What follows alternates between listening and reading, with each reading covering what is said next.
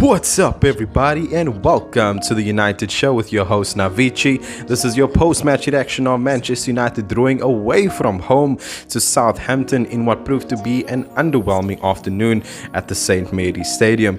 So without any further ado, guys, let's jump right into the show.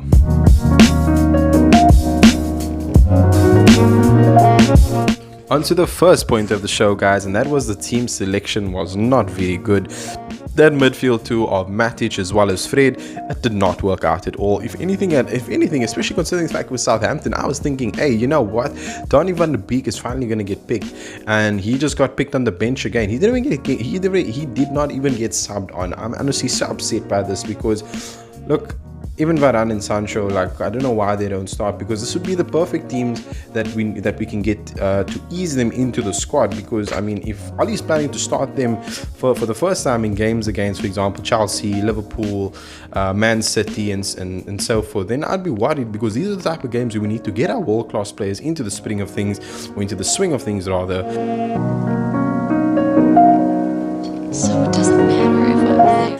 The Donny Van De Beek saga continues with Ole Gunnar Solskjaer. Donny Van De Beek came into the preseason, played quite well with Matic in the pivot because he's intelligent, he can beat the press, he's very good with his short passes, he can play one-touch football as well, and as I said, he's a very intelligent footballer. He can offer us much better than what McTominay and Fred offer us in that very same role. So the fact that he's still not being picked, it honestly puzzles me, because like, you know, I'm Ole in. I'm not gonna lie, I'm Ole in, leaving the coach, but this decision is just so questionable. It's very questionable. Even if it was not your signing, Ole, how can you justify making Donny Van De Beek a fifth or sixth place midfielder?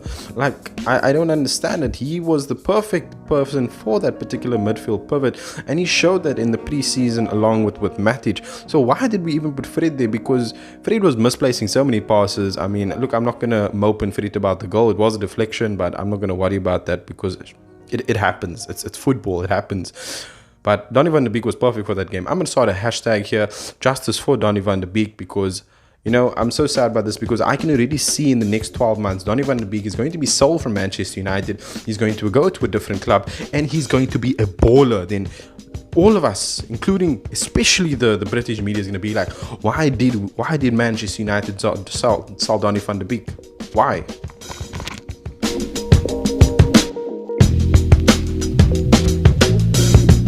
Mason Greenwood bags 2 in 2. Mason Greenwood has now scored 2 Premier League goals in 2 Premier League games. This season, the boy has hit the ground running, and if we get a goal a game from him, he'll be sitting with 38 Premier League goals at the end of the season, which I'm crossing my fingers for. The only aspect of his game that I feel he needs to work on is his aerial abilities, because he should have scored that header, I believe. If that was Cavani, I'm quite positive that would have been a goal. But you know what? He's only, I think he's about 20 now, or 19, so I'm not 100% sure, and he's already got 31 goals for Manchester United. So yeah, in that aspect, he's a great finisher, and he's definitely the future.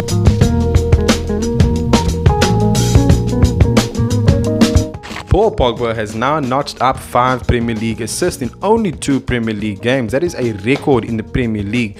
So Paul Pogba is it seems to be that hopefully this is going to be his most consistent season with the Red Devils. Hopefully there will be some silverware at the end of the season as well. And whether he signs a contract with us or not, I just want this to be his best season ever, and I really want him to be silverware for his tenure at Old Trafford. Hopefully Solskjaer sees the mistakes that happens today and implements the world-class players, because in a team with world-class players, that is where Pogba thrives, as we do see that on the international stage with France.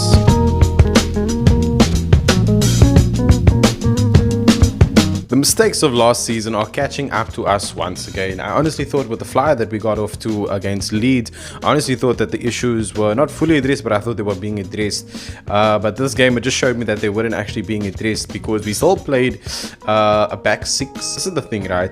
Yes, Southampton are a Premier League team, they're good and stuff, but they're never better than Manchester United. We should have won that game easily. Southampton have lost the key players in their squad, which are Danny Ings, Vestergaard, as well as Ryan Bertrand. So they've lost 3 key players in their squad, so that should make them like maybe a 17th place team in the Premier League, and we struggled against them. I mean, even Everton killed them.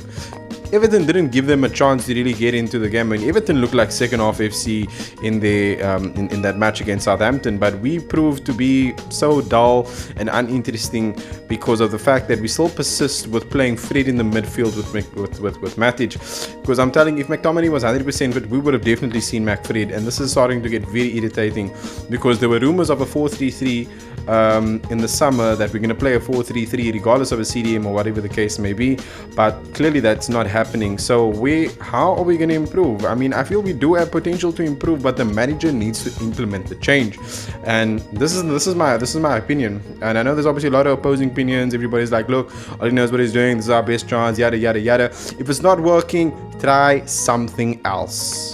I don't see any in this game. I didn't see an improvement from last season. The same mistakes were still being implemented, and there was no plan B. Once more, there was no tactics. Like, there was no in-game tactics to see, okay, this is what Southampton are doing, let's do this, let's work around it. The substitutions were not tactical at all. The only one that I thought was rather good was the Sancho one.